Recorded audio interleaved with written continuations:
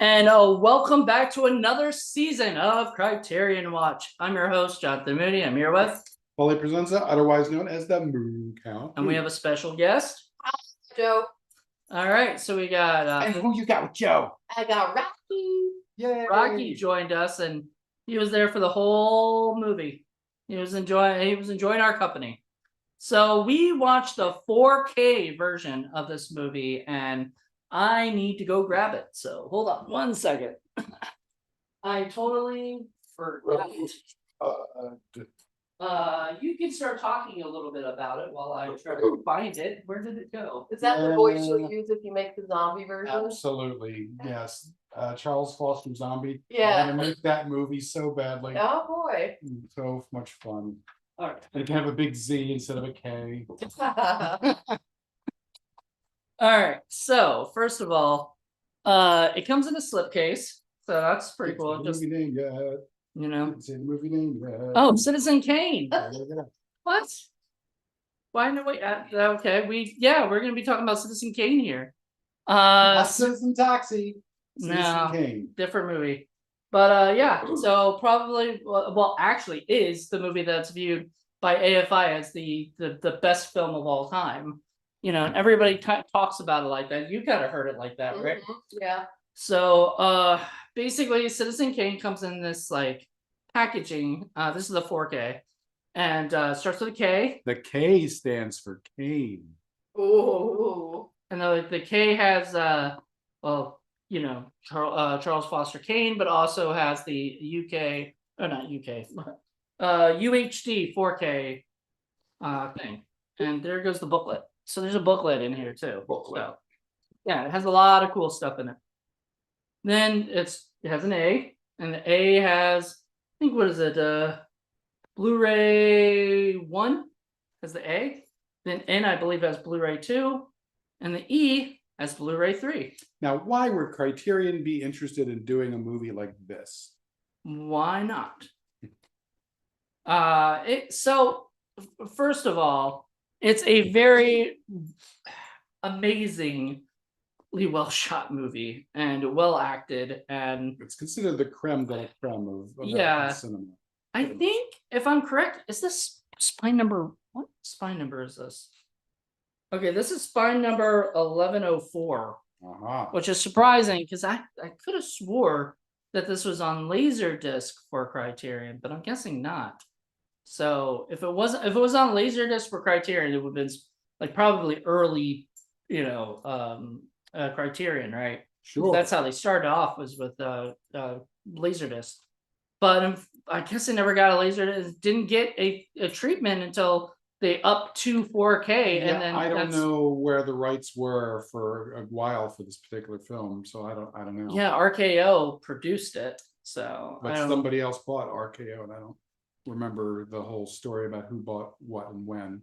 And how, like, how that all happened, I guess. Which is why I always was wondering about that, because like I said, there was a number of amazing technical production things in this film anyway, but the models, there were some just amazing models. And I'm like, they sunk a lot of money into the models for this movie. Where did those models end up going? Who's got them?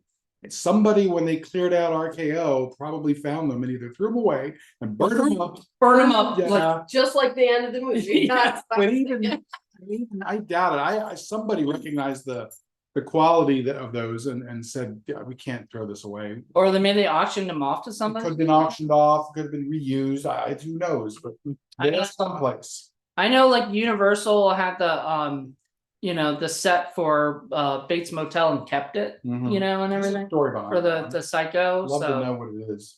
I'm not sure if they used it for the real set for the Bates Motel show, you know, or whatever, but I wouldn't be surprised because it did look, you know, almost like it. But anyway, the point is, like, this movie, had some very technical breakthroughs and stuff. The things that they did, nobody else was doing at the time. I was talking earlier about how I had heard that basically the times when the people are like overlapping over each other, because talkies had only been out for like a little over 10 years, you know, by the time that this movie was made. So like doing stuff like that was still new and inventive, you know. What year 1941. It was. Yeah, he came along and said, Hitchcock's okay, but I can do a whole lot better. And boom, he did. I mean, I don't know if I would go that far because there are some Hitchcock movies that I would prefer over this, but this movie is fantastic, and I mean I loved The it. cinematography alone, if you're not interested in the plot, I mean, the plot is kind of a lot to swallow. I get it, especially if you're a younger person, you don't have quite the ability to watch something that long and that intense and that deep. But if you're just watching it from a production point of view, just the cinematography is amazing, the lighting, the sets, Yeah. just We don't have great lighting here. oh my god, it was just amazing. Some of the dolly shots that were in there, especially like we all loved that one in the opera house, and you get to see the thing rising all the way up to the top. That was really well Well, done. and then it puts that great twist on it. It's like a super dramatic rising up, just so that you can see the workers go, "Oh, she stinks," Right. Just for that Oh, one shot. That was great. Amazing dissolves. Yeah. Just so many great technical shots in this film. It's just, if you were gonna learn the craft of making movies, this is a movie you want to check out. Trust me. Definitely. And I just made the lighting better. So Thank I'm you. trying to be Orson Welles in some way. You're so close, man.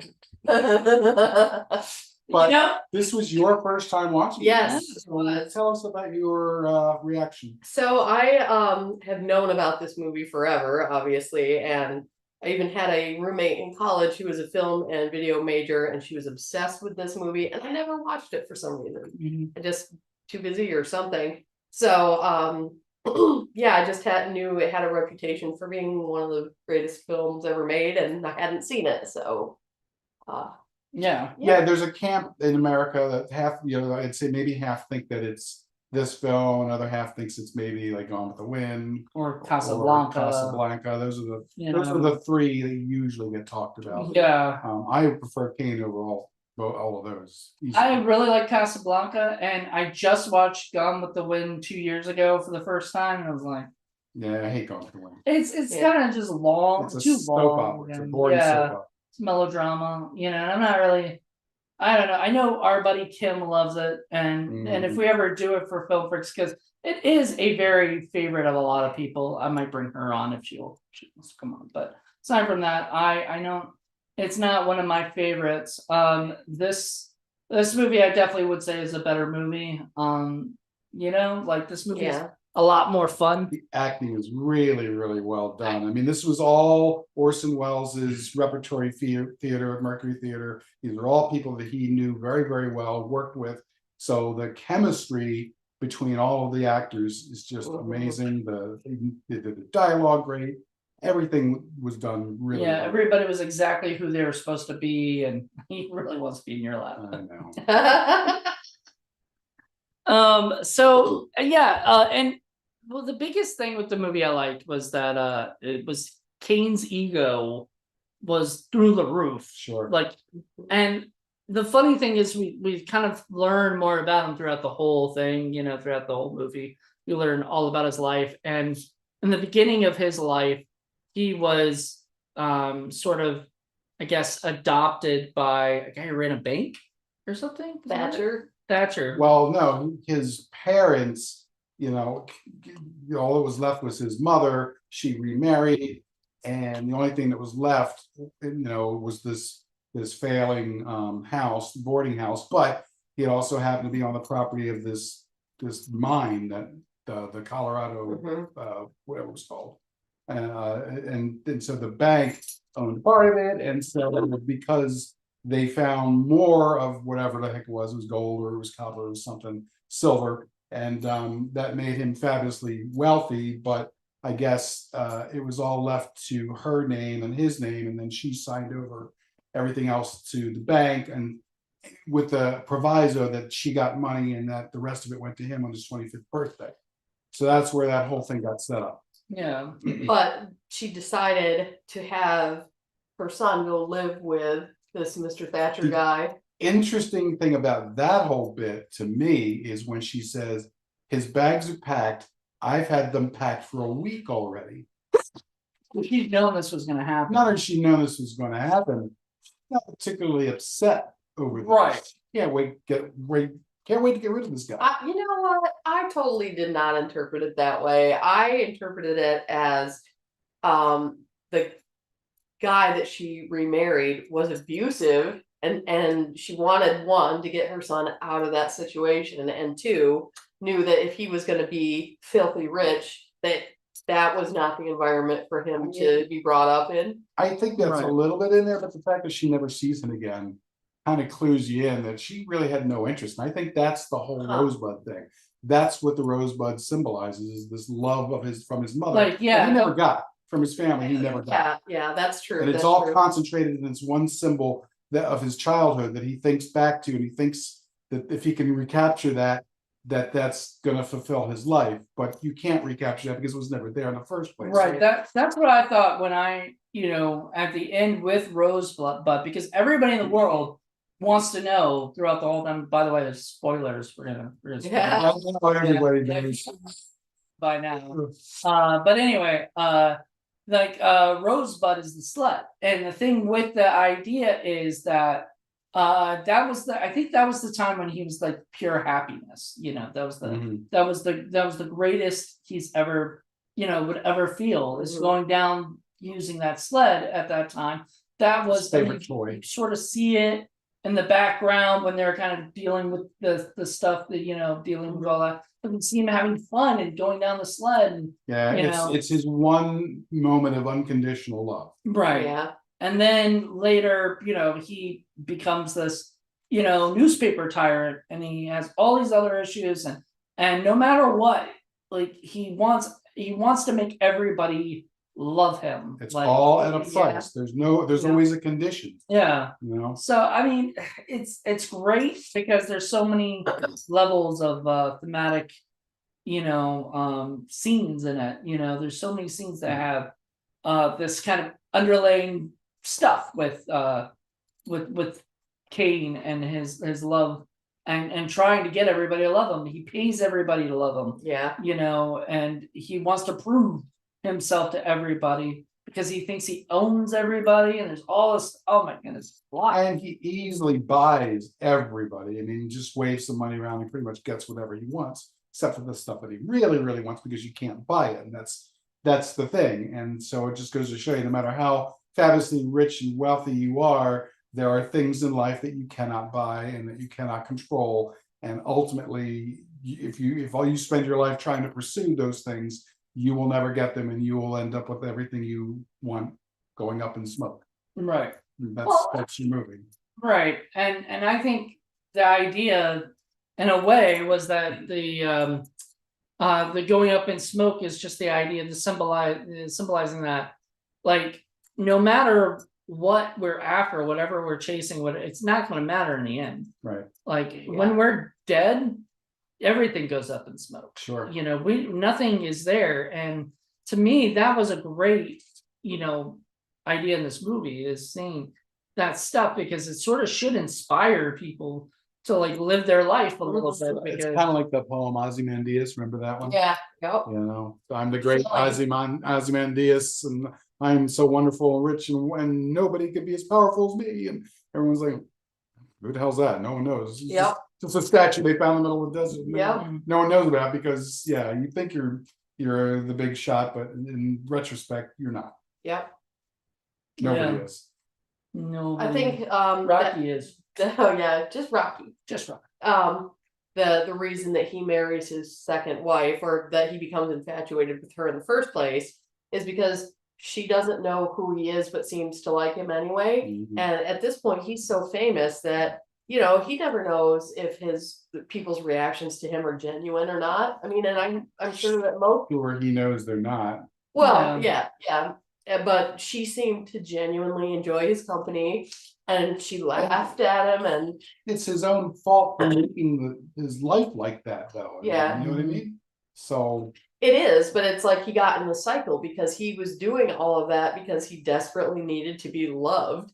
and he was doing it the only way he could figure out how to do it, and then it made it like then he ended up creating conditions where genuine love wasn't possible for him. Mm-hmm. And it's interesting because I'm curious to see how many people today are going to look at it through a very, very modern lens and decry the film that the only people of color there are the people who are there to serve and entertain the rich white people, and the only women there are the love interest or the baubles that you can purchase and have in your life. But that was Kane's world. That was the world he lived in, where it's all rich white men who can buy whatever they want. So that's what's going to make sense, especially the 40s, but it's not that it's supporting that or about that, it's critical of that. It's just, it's that time period, and that didn't help him. Yeah, it's like a time capsule in that time period, and it's wonderful to like look back at that, because I don't know much about this stuff. I was talking to a friend about another movie, and I won't say what because we might do it on Criterion Watch. Sex Watch? No, no, Sex Watch will be on Criterion. One can hope. One can hope one day when a Chris Seaver movies go on Criterion. Yes.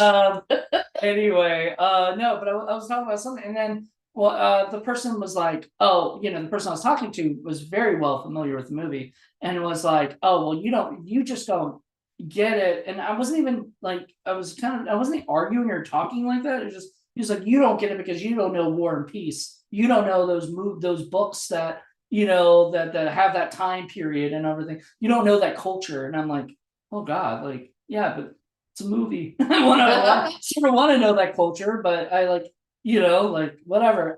But that's the thing. This is that culture. This is that time period. This is what, I mean, I'm not familiar with a lot of stuff that happened in the 1920s and 30s, as much as I should probably be, but that it showed that time period. Right. It's not a movie that says, yay, it's great to be white, rich, and male. It's the people who were rich happen to be white and male, and they threw around their money to get whatever they wanted. And in the end, it didn't matter because, that stuff doesn't matter. Yeah, nobody questioned it. And I don't know, I thought there were subtle references to, the fact that this whole atmosphere was shitty. And like one of them was towards the end when his second wife finally leaves him, and they cut to the shot of the bed, and there's that doll on the bed, and it's like kind of represents how he just kind of married her and then played with her like a toy, like, oh, I'm gonna make her into an opera singer. I'm gonna force her to do all and for these. all his money and control, he couldn't control either one of them because both wives did what they needed to do and got out. Yep. And he couldn't stop. Well, didn't the other wife die from a car crash? Well, eventually afterwards. But that was a few years after she divorced him. Right. Sometime later. So sometime later. She still got out. Yeah, and it's interesting because he talks about death and between that and his kid, but you don't see it, which I thought was an interesting choice. Yeah. Because that's not what he wants to dramatize.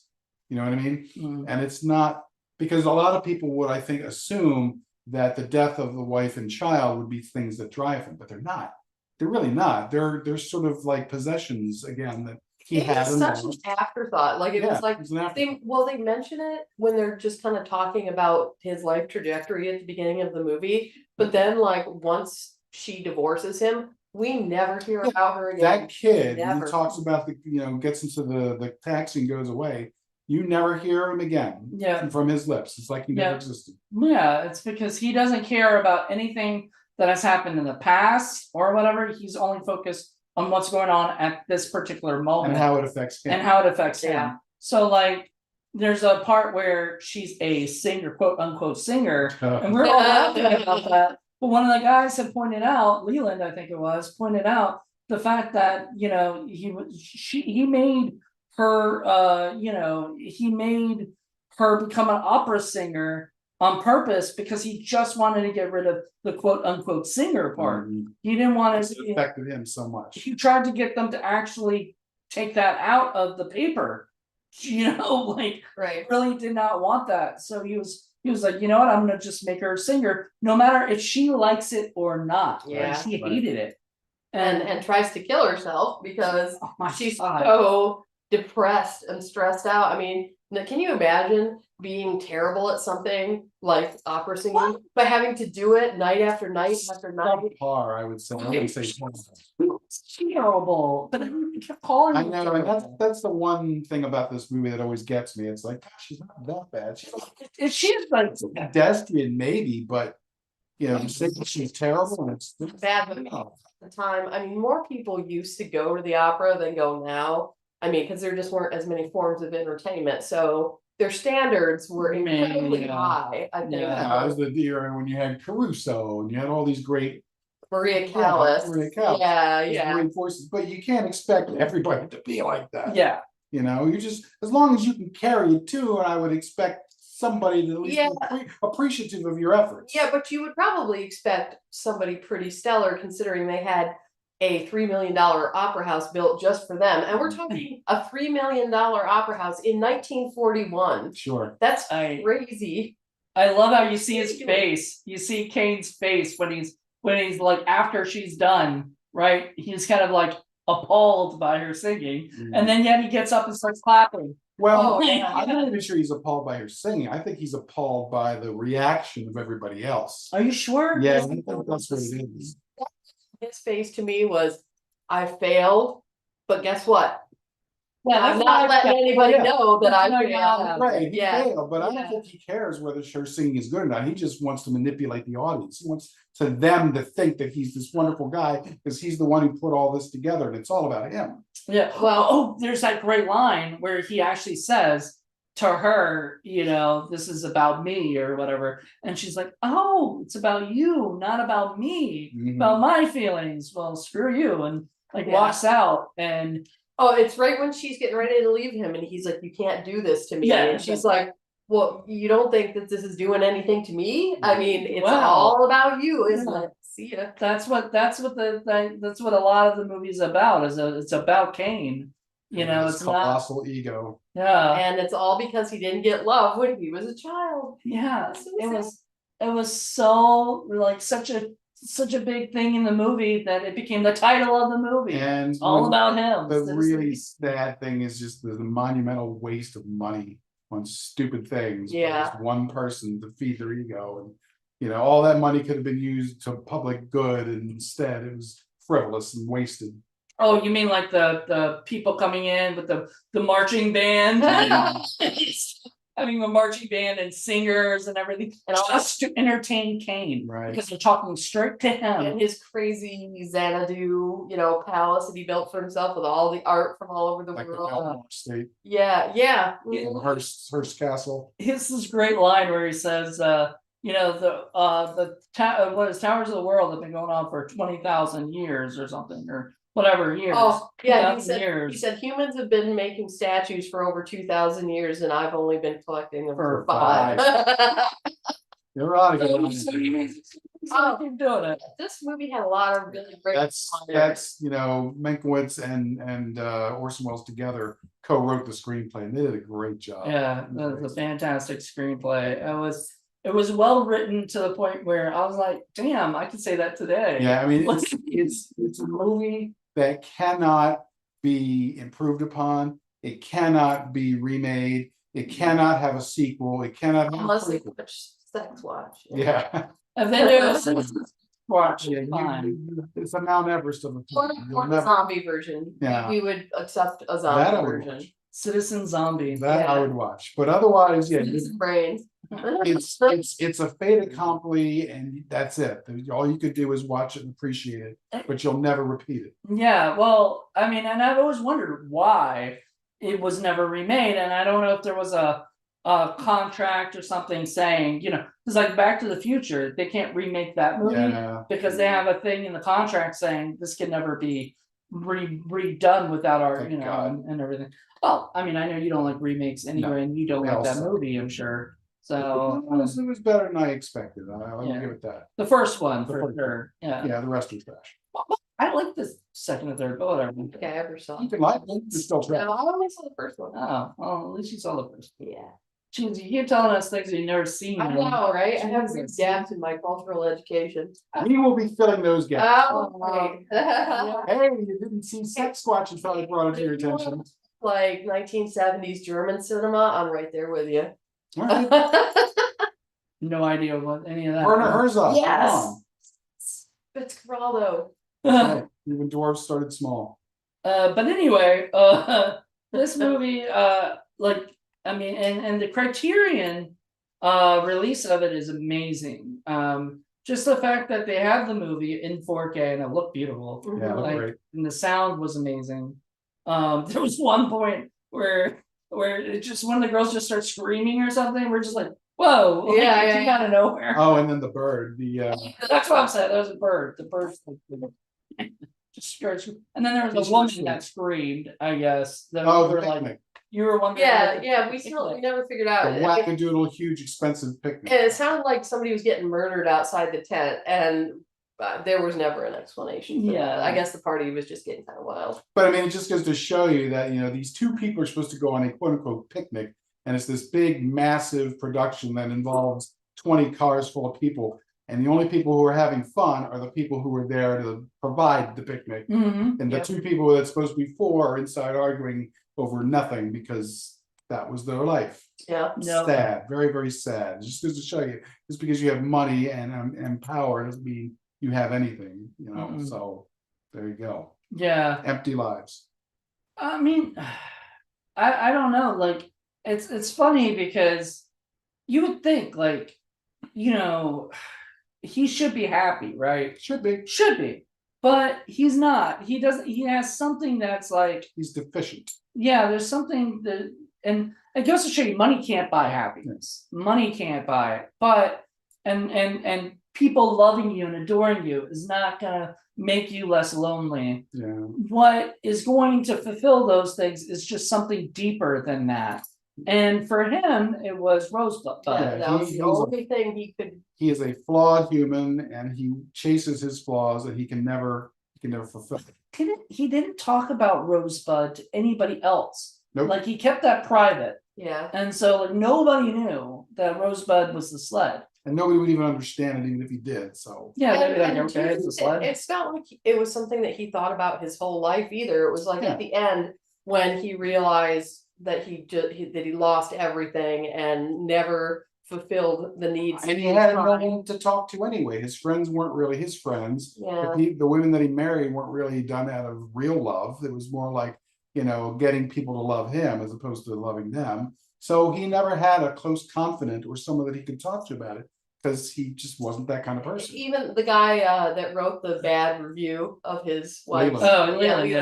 He even said, he's like, oh yeah, I was his friend. I mean, well, if you ever had a friend, I was it, And like even he would admit that he probably never had a friend, a real friend. Yeah, because he had no idea how. Yeah.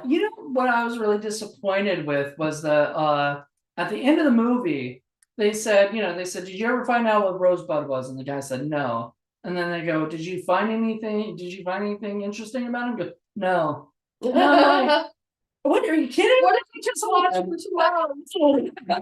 It's interesting. And the thing is, and that's why we go all the way back to the mom already having his shit packed up, because she knew. She knows that there's something deficient about this kid, that he can't, there's nothing in him that has real love.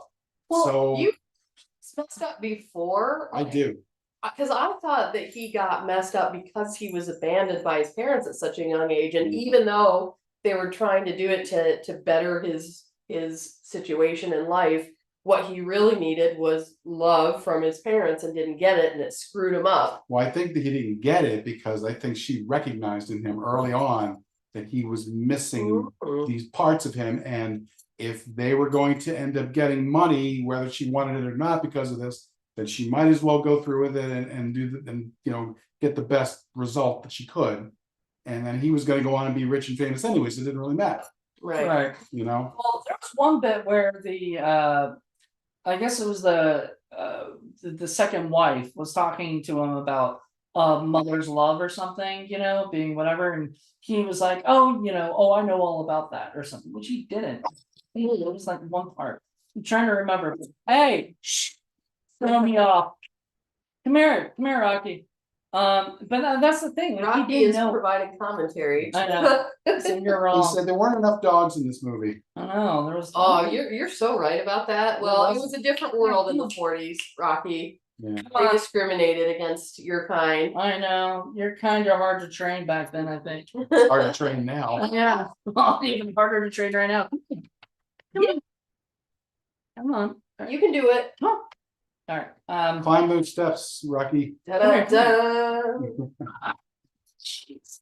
But yeah, I think there was that was the thing with them is he didn't have the love of a mother like some other people might have. Yeah. Grew up with him. It's fine. He's just cocky. So he I think that was a big twist with them. And then there was all right, guys, stop paying attention to the dog. Pay attention to focus. We're talking about the greatest movie ever made, and what holds our attention? Yeah. If Lenore was here, that's all that'd be, See, she used to be on Criterion Watch a lot too. So she used to love this stuff. But yeah, so I don't know. I always felt like this when I first watched this movie, I remember going, well, I don't really care about the newspaper stuff, the tycoon stuff.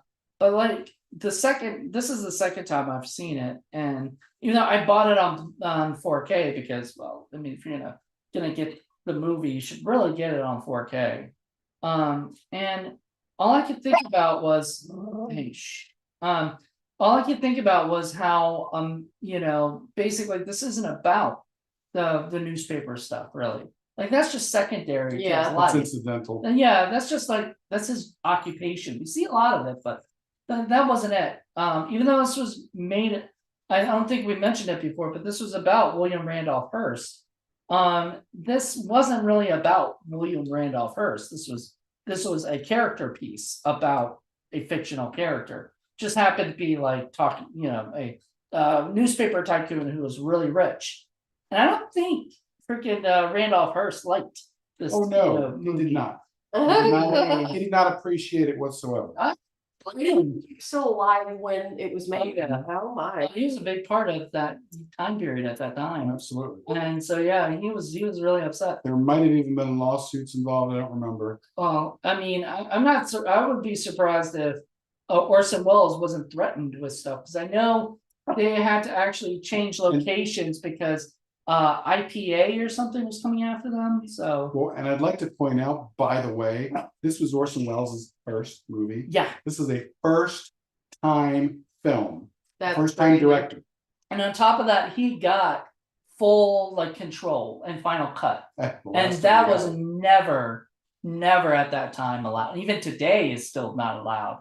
Really, I mean, there's very few. I think maybe Quentin Tarantino gets final cut, or something. But many other directors, Steven Spielberg might get final cut, but a lot of other people do not get that because it's all about the producers. It's not about the Del Toro might, I don't know, but he's had a couple of flops, sort of, or whatever. They've all been the company ones or the Yeah, but yeah, that's true. But then I think they take control of that. Yeah. So that's probably why.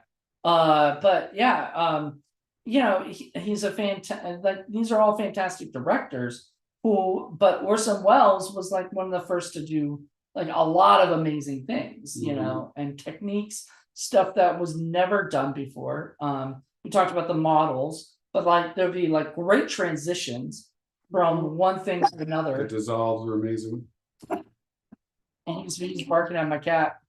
The cat's trying to come inside. Hey, stop. All right. See, how I have to Kane, you can't control everything. Kane would be really upset right now. Hey, we're trying to do a podcast over here. Come on. Video game. Come on, Rocky. Charles Foster Rocky. But now it's one of those films that I'm very glad I got to see it on 4K. I'm very glad I got to see it with people, and especially people who appreciate art.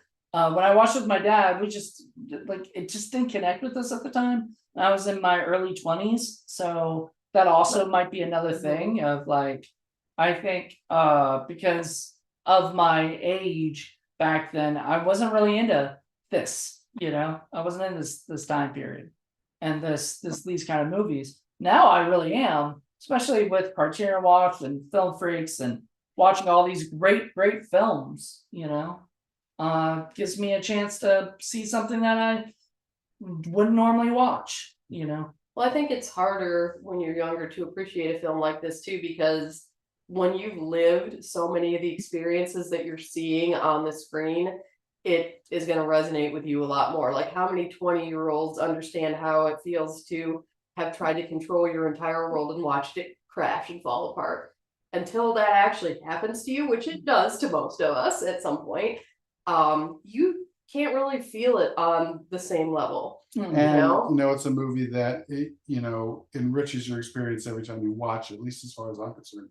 Every time I put it on and watched it again, I'll pick up something new that I hadn't noticed before. It's one of those kind of movies, especially someone like myself who I see everything in the background. Oh yeah, you're noticing things. I always do. And this is a movie that was shot in a way where everything is in focus at all times.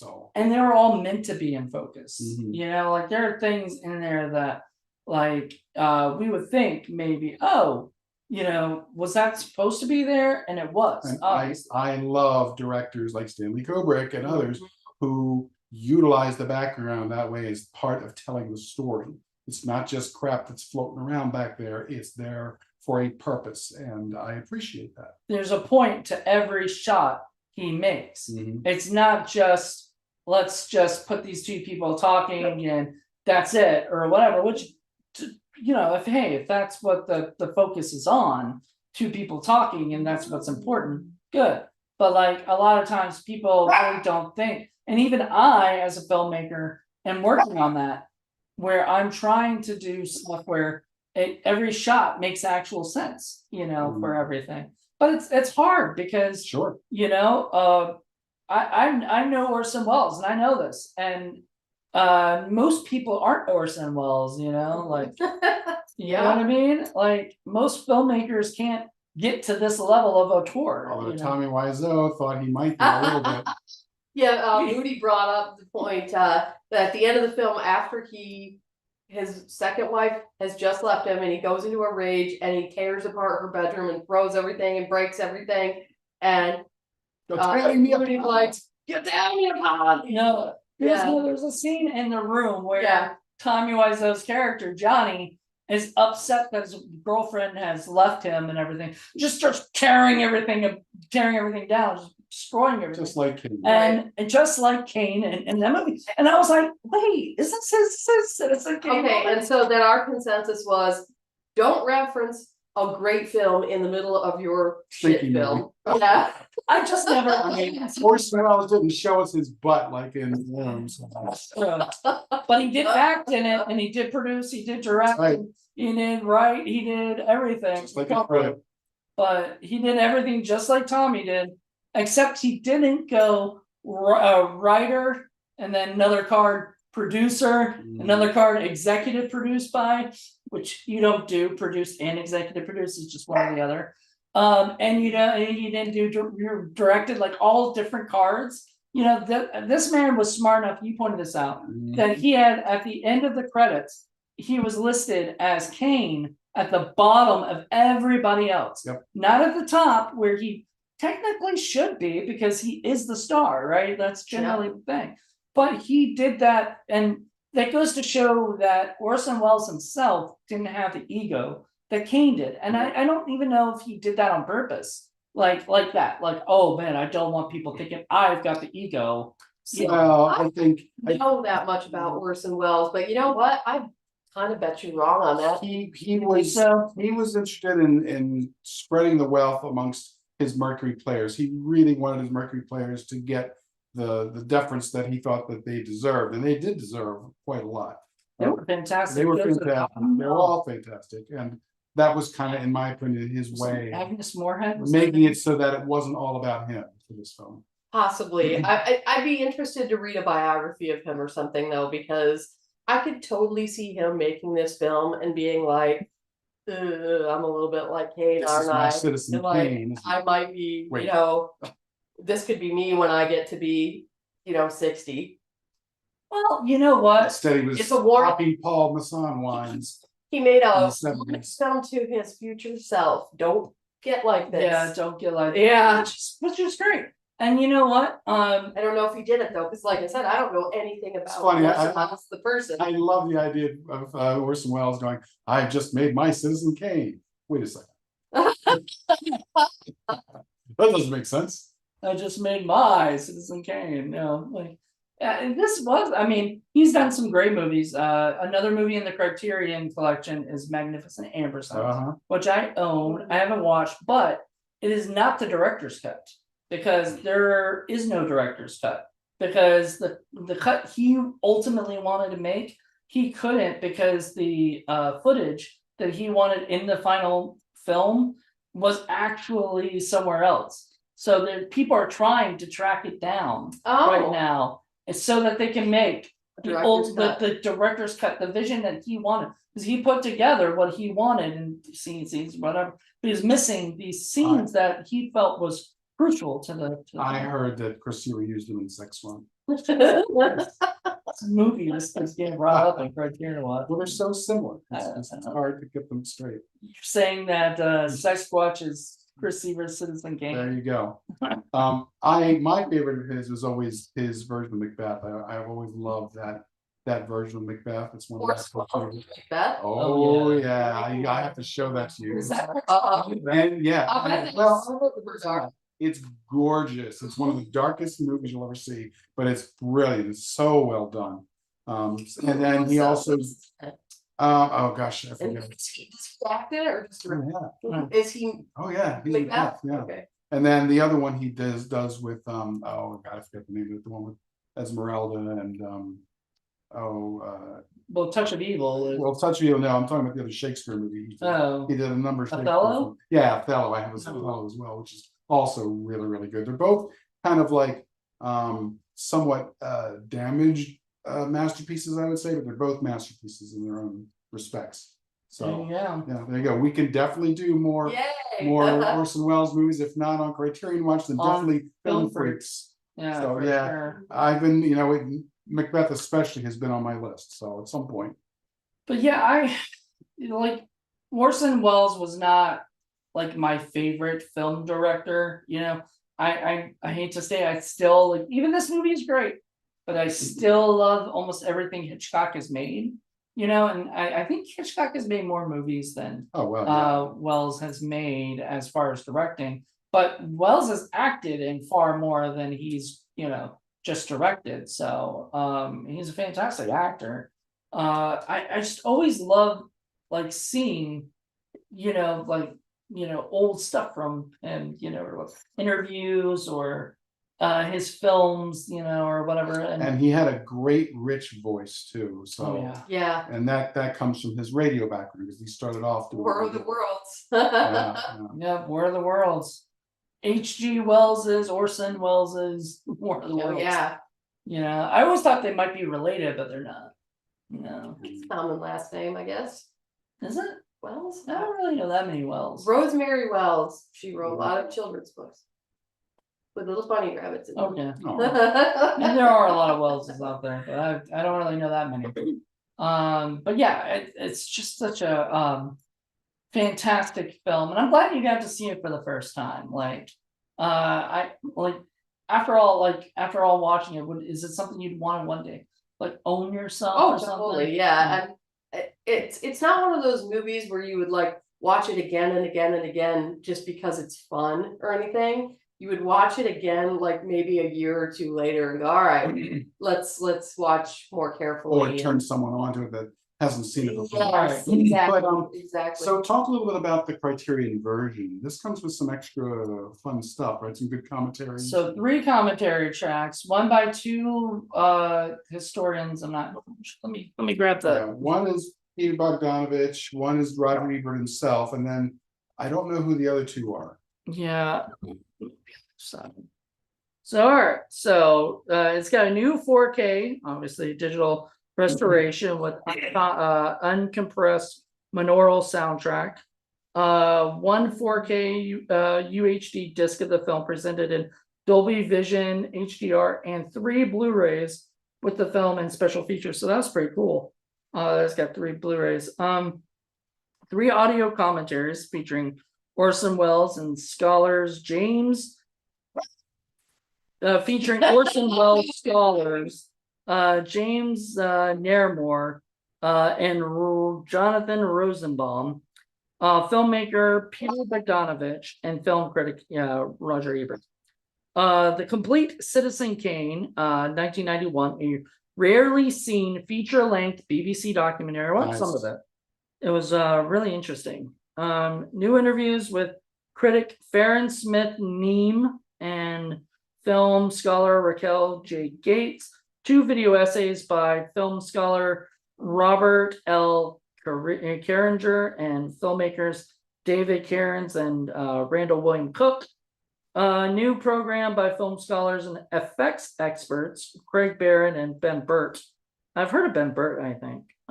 Interviews with collaborators of Wells. Hey, Rocky, come on.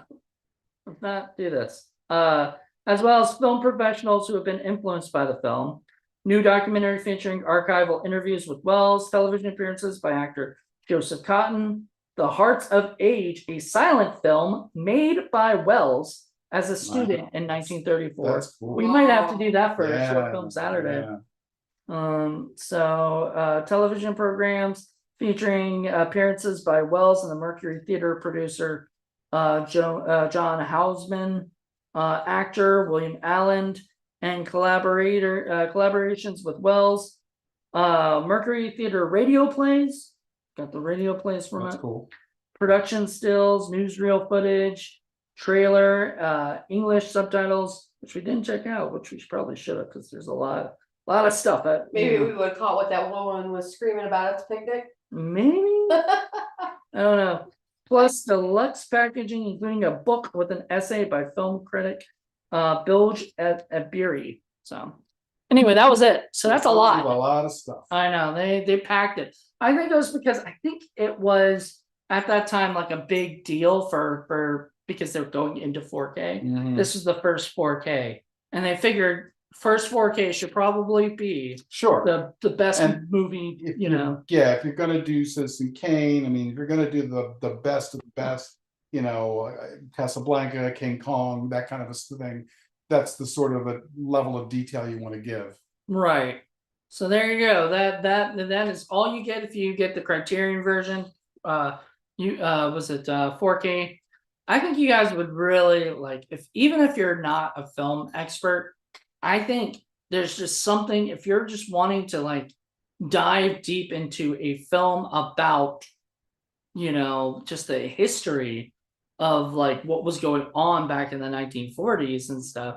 And it felt very truthful. Like there was parts about the war that was going on and all this stuff. And he was saying, oh, it's my war, right? That was the Spanish-American War. And then when asked about World War II, he was like, I don't think that we're going to have any problems. Trust me. Trust me, there's no problems in Europe. This was like in what, 1930? No, 1929 is when he was saying that. 1935. Asked like what year was that he was saying that? So I guess No. I was asking what year the film was supposed to be, or when it was made, and it was. Oh, it was made in 1940. No, this was like he was talking in 1929. Right. And then it said, I think it was 35. was it? No. What? Oh, When he gets off the airplane, and he's talking about when they're interviewing about him talking to the people in Europe. well, the point is, it wasn't that far off from 1936 and the invasion of Poland. So yeah. He was terribly, terribly wrong. It was terribly, terribly wrong. But and that was the point. He's always been terribly wrong about just about everything. He didn't care. He didn't care because like, He was a dilettante. well, I mean, once again, it goes back to the thought that all he cared about was what's going on right now and how it affected him. Yeah. Him. There's Not the world, not everybody else, not his wife. There's a little bit of Great Gatsby in there as well. I'm sure you're familiar with that. Yeah. there's a lot of parallels in my opinion just with that. And I'm frankly surprised that what Wells never tried to do Great Gatsby, because I think he would have been able to do it. Other than he would think maybe he's already done it with this particular film. Yeah, this sort of did it for him, I think. Maybe he didn't. I don't know. I think when he tried to do stuff, like he did Shakespeare, because like you're gonna do, he's the best playwright. You're gonna do the best of the best, be the best of the best, kind of thing. Right. I don't know. He didn't really. I don't think he did much other than that. Like as far as, and I could be wrong because I don't really know his complete filmography, but I don't think he did a lot of like big time books. Like he didn't do War and Peace or those things, because that wasn't what he was wanting to get after. He wanted to tell his personal stories, something new. Yeah, something new that might be similar to like Great Gatsby, or stick it a little bit to William Randolph Hearst. Yeah. And again, it's interesting that he chose him as opposed to say someone like Howard Hughes, who was also filthy rich and was somebody who could throw around his money to sort of do and make what he wanted. In fact, he made himself into a filmmaker because he had the money he could. Yep. So that was always an interesting thing if he had ever thought about that. So that's the kind of dialogue I wish Orson Welles was around. I'd love to ask him about some of the things that he might have thought about, just seance. So like if he's alive today, and making movies, what do you think he would make a film about? Sex Squatch. He would not redo Sex Squatch. No. It'd be the same except for better camera angles and better dissolves. I don't know. Better dialogue. I don't think he'd be very happy with the level of filmmaking that's on today. He would be deriding the superhero stuff just as much as the other the better directors are. Well, and maybe that's the case, but there's a difference, because you say that stuff about like superhero stuff. I love superhero stuff, that, but it like that's completely different kind of version of Hollywood. Hollywood has the superheroes, the blockbusters. That's the things that keep the studios in, whatever, But it's all they're doing. But it's not all they're doing. You're just focusing all on that. The stuff that they're doing that's not there are the ones that are going to the Academy and stuff. Moonlight is not a fucking, thing. Like there are some really great movies. You ever heard of Moonlight? Whoa, I even know that one. Oh my goodness. That's a great movie. That's a great movie. It actually even got, I think, it's an A24 movie. Yeah, there's a lot of crap out. Might not have been That's for sure. But there are some excellent films being made still. Like Parasite is probably one of the best films I've ever seen. Movie. Well, that's true. That's not. So you're talking strictly Hollywood. Yeah. Okay. So that was a Korean film, but one of the best films I've ever seen in my life. Just incredible. Which you still haven't seen, have you? I bought the Blu-ray. Let's get together. I want to watch it again. Let's do it. Let's do it. We'll do it. We'll do it. Oh, there you go. We could do it for Film Freaks. Yeah. Yeah. What do you think, Rocky? Actually, there is a Criterion version of Parasite. Oh, you can go get that for $20 at the Barnes and Noble sale. Today. Oh, by the way, that's another thing we did not bring up. The fact that you can go get Citizen Kane right now at Barnes and Nobles for half off. It's like $50 normally, but it's 25, half off, and it is well worth it if you get it. Or if you just want to put it on your bookshelf so you look smarter, I mean, just or be like us, which is you don't just get the one movie, you get several, in which case you're getting them half off, or buy one get one free. It's like, yeah, you're not getting in the full $40 or $50 or whatever they charge for them. That means no dog food for you this week. They spent all their money. No dog food. Sorry, he's been getting snacks and treats all day. He's been eating pizza today. He's been fine. He's well fed. He can't complain. I mean, he's only 5 pounds soaking wet. Yeah. So he doesn't eat a lot. I know he's getting a little chunkier though. Anyway, that's he's okay though. He's happy. Well, I'm glad that we got Criterion Watch back. It's been a while. It took a hiatus for a bit. Yeah, which I'm surprised. I think it's because we were still doing busy. Film Freaks, and we're doing Indie Film Cafe, which we're never gonna stop. And then we were doing what is it? What the Fuck Fridays. So we had so many going on at once. We had to wait till we were done with those two shows, and then talk about that. Like hopefully next year they'll be back and we'll have this as well. So we'll have 3 of these kind of shows going on at once. So Hopefully horror film, God, sorry. Forgotten horror classics, hopefully will also be coming back soon. and hopefully he can get Rebecca to do Sexploitation Sleazecast. We got a lot of shit going on. So we try to keep busy, and Rocky he wants to join us as much as he can, Because he loves the attention. he loves the pizza.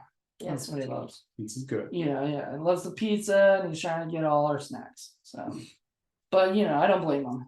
But anyway, yeah, so that's it for Kane. I mean, it's a wonderful movie, and as you said, you would probably watch it again, but maybe even show somebody, like might show your boyfriend that or something, right? Like he would be probably I think you could sit through it. Really? I think that the pace would be a little slow for him. Yeah. He doesn't like the older stuff that much because he's not so much into the psychological drama. He really likes intricate plot and like where you have problems you have to solve. You're trying to solve a mystery or something like that. He needs to be more active. Rosebud was.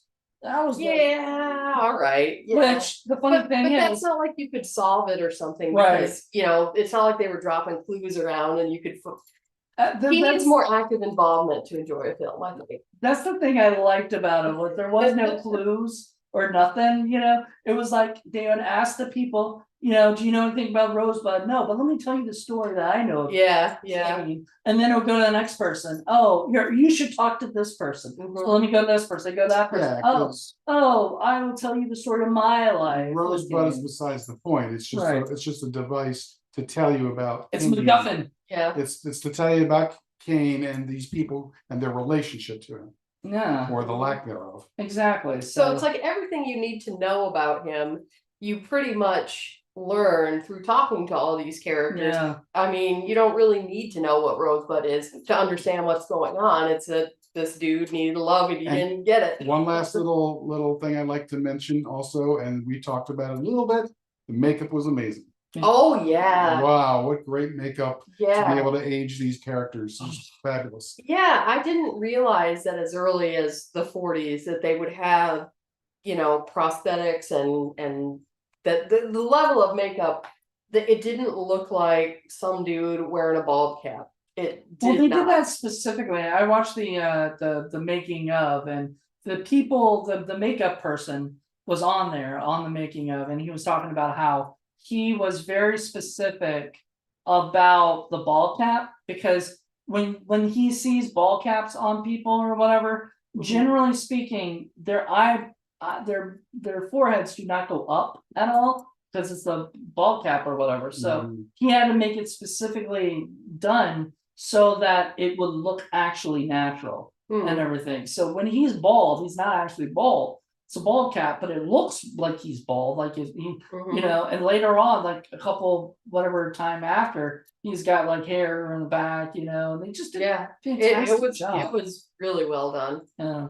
Yeah, the other thing that also kind of reminded me a little bit of, and I don't know whether you guys have seen this movie, is There Will Be Blood. Just the idea of this guy becoming so Anderson, right? So wealthy and powerful that he just loses himself in this bubble of his own reality and just doesn't understand other human beings and doesn't be able to react well with them. There's some similarities in that too. It's similar time period, just different place. It's another really excellent film. We seem to be kind of re-entering in the 21st century, so who knows? Well, maybe we'll have some real life Citizen Kanes to observe. Back then, all you needed to sink your political career was being seen with a singer, quote unquote. Oh, right. These days, you can get away with murder. You can eat a live baby on TV, and people are like, if they're in your, it's just being real. Yeah. Well, I mean, yeah. Forgive everything. I mean, and you were talking about now it's more about the media and everything, more so than it was. Yep.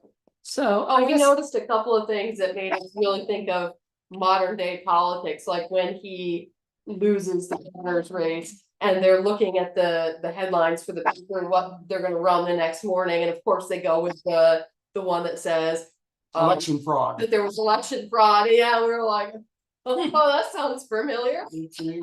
It's fake news. It's all Fake news. I mean, you could watch this movie Yeah. today, and because it's about the 1920s, and think about 2020s. You know, like it's weird. We kind of circle back.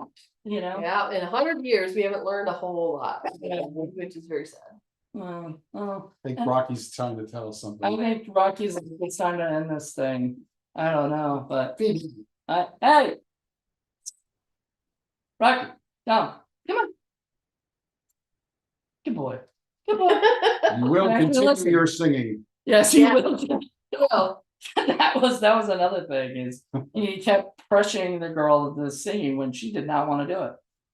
So anyway, you stay there, Rocky. Be good. yeah, she of all the characters in the movie, she's the one I felt the worst for because she never recovered from that. Like No. you see her years later, when Kane has died, and she's just in a club, just so drunk, Highballing. Yeah, and she clearly just, even though she left and she thought she was asserting her independence, it destroyed her. At first, we meet her first, and she does not want to talk to anybody at all. She's like, "Get out, get out! I just don't like this. Is too early, too soon, you know, too soon." And then later, she's like, "I'll tell you everything. Fuck it, you know? Yeah. Like at this rate, you know what? If it'll help you figure out whatever about him, because she could never figure out anything about him. Right. Yeah, he was a hard, shell to crack. Oh, we forgot to mention one thing. I guess this is what we'll end it on. But that scene where the Leland is typing up the bad review, Yeah. and falls asleep. he falls asleep drunk, and Kane pulls it out and reads it and laughs and says, "I'll finish it just as it was," and he does. Yeah. And then she's all yelling, "Already, how could you let them?" And he never once even mentions that he co-wrote it. Yeah, yeah. He's referring to the scene where she has her opera debut and the critics pan her, including Leland, his friend, and he starts writing this terrible review, but then falls asleep drunk at the typewriter. And when he wakes up, he sees the papers gone. He's like, "Oh, I knew he'd never let me publish this." And Bernstein's like, "Oh no, he's finishing it. Go look." And then Leland's like, "Well, I guess, I didn't know if we were talking." And Orson Welles goes, "Oh yeah, we're talking. You're fired." And then he fires him, but sends him a $25,000, I guess, bonus or whatever, or like a Severance. And the woman's mad about that. Like, how dare you let him do this, publish this, and Then give him come on. 25,000? And he goes, well, he looks at it, it's all ripped up. The check, the guy mailed him the check back, ripped up in pieces with the original thing. When Kane bought the newspaper, he said, "These are my principles," and he wrote it on this piece of paper and signed it and made a big deal about his principles of standing up for the working man and all this stuff. And he's like, "And here's your principles too," crap in the beginning. Yep. That was But that I thought it was subtle but cool that in addition to the check's all ripped up, and then when he's looking at the principles, he rips up his own principles, and he's very nonchalant about it. He's talking to his wife and everything. It's almost like an afterthought that he's just ripping up this document, which was supposed to be like his founding principles for his news empire. Like, yep. all right. What do you say, Rocky? Are you done? It's like, give me attention now. Are you done? It's just, he loves Paul, man. He's like, and Paul loves him, but Paul is just like, oh my goodness, too much. Too much. Dogs just love me. I don't know what it is. Well, What are you doing over there? You done? are you like we're done? Oh, yep. Look at him. He's like, pet me. Yep. All right. Well, thank you guys so much for checking this out. Join us next month for his episode. I don't know what he's gonna pick, but I bet it'll be a lot of fun. And because Criterion barely ever make. There's only been like 2 movies in my collection so far that I have not been like, I've not been into. And I bet if I watched it again, I might. But the first one was The Big Chill, which I was not that into. And the other one was The In-Laws, which I thought was going to be hilarious, and started watching it going, I'm kind of bored by this. So I might need to rewatch them and see if maybe my taste had changed at some Big Chill point. doesn't get any better. Really? Aw. Oh, that kind of sucks because I love Lawrence Kasdan. So, oh well. But it's one of those things where I was happy to have it. There's a really famous scene in that movie, and I got to see it. Actually see it. In the film and whatnot. So I'm happy. But aside from that, it wasn't. Am I going to get rid of it? No. Keep it in my collection because I want to have all the. We want to have all the Criterion. Don't we? You should do. Yeah, that's exactly what Rocky was saying. Yeah, Rocky was like, your collection needs to be cataloged. That's what I've been doing. I've been working on that, right, Rocky? You've been yelling at Some me. serious metadata. He's been yelling at me because I've been doing Like I that. said, Because I've I've been been- attention to him. I've been getting the stuff that I need, but not necessarily all the ones that I want. Right. 400 blows. Do I want it? Sure. Do I need it? Maybe someday. Maybe someday. Yeah, when you want all of them, like me. Well, I Just, don't you want know, all. of them. It's Like what me, the one ones day I you'll want. change your mind. It'll happen. Maybe. Maybe not. He knows he can come over and borrow them from you. It's true. Well, there are some titles on Criterion that are movies that I've seen that I don't particularly care for. Oh, Yeah. sure. I'm not any I don't interest think in I getting know some of that them. many of them. Yeah, because he's not into stuff like The Breakfast Club, was which is alright. Criterion, which is a great movie. I love it to death, but I don't know if it's Criterion. Yeah. I always think of older films. It's not a bad movie. Uh, I don't dislike that movie. I just don't know that I would get the Criterion version of it. I don't need that. Right. But I think if I had the choice between the regular version and the Criterion, I would choose the What Criterion. is- Like, No, like what is the criteria to be a criterion? well, it used to be the creme of the creme, Creme de la but creme, it's kind of basically. expanded beyond that. Oh, Yeah. Because I was surprised when you said some stuff like The Breakfast Club, which I know is kind of like a modern classic. Yeah, and then sort you of, you but got The Graduate. I've seen it. It's a kind of meh movie to me. It's probably nothing I'd ever own. Don't tell John Ward that. I know, he loves it. That's his favorite movie of all time. It just doesn't do anything for me, really. And that is one we are going to do this season. I'll give you a sneak peek. We are doing The Graduate. Now, I don't know if it'll be with Paul. I know John Ward will be on. There you go. You're So it welcome. might just be me and John Ward talking about it. But if Paul may come on, who knows? We'll see. It's like, We'll see how busy things are. Especially I if we just start saw going. that came out of it. Oh yeah. I actually quoted those things, and somebody thought I was like depressed. Oh, He says like, "Hello, darkness, my old friend." okay, that's a different song though. That's Yeah, that's not Sound that. of Silence. I was talking Mrs. Robinson. But that was throughout Graduate. Yeah. That song, the sound, Sound of Silence is in The Grad. like 3 times. I didn't realize that. I Yeah. thought Mrs. Robinson was. No, Oh, Mr. okay. Robinson. There's a bunch of Paul Simon songs, and that they did the composing of the music. Yeah, it's great. Cool. Great. So It's been a long time diverging again. since What? I watched. We're diverging. Oh, yeah, we're supposed to be done. I Rocky's guess. falling asleep. That's right. No, Rocky's like, I've been done like 20 minutes. All right. Well, thank you guys so much for checking this out. Join us next month for a brand new episode. And until then, go to Barnes and Nobles and get the Criterion sale, because there's a lot of great stuff out So are there. you gonna come back and watch a movie with us? Oh, of course, yes. Yay. Even if it's not Criterion, we got you on Film Freaks. Yeah, for that's sure. right. Or, I'll do a or little- other stuff. And Indie Film Cafe. And possibly the Oh, Forgotten Forgotten Heart. Heart Classics. Yeah. There you go. Yeah, so there you go. She might be the new co-host. I like the old dark stuff. So Yeah, and he definitely needs somebody who's going to be there, like semi, regularly. Once a month. That's all we At need. least, Yep. yeah. All right, well, thank you guys so much for checking this out. Rocky says bye. Who'd you, Rocky? Like he says, pet me and feed me. Wayne Rocky. Stupid humans. It is about his dinner time, so I think he is going to get a little antsy for that. He knows his He's schedule. angry. Yeah. All right, All right, bye guys.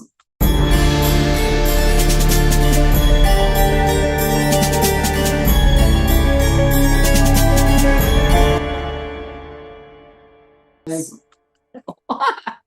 He's Well,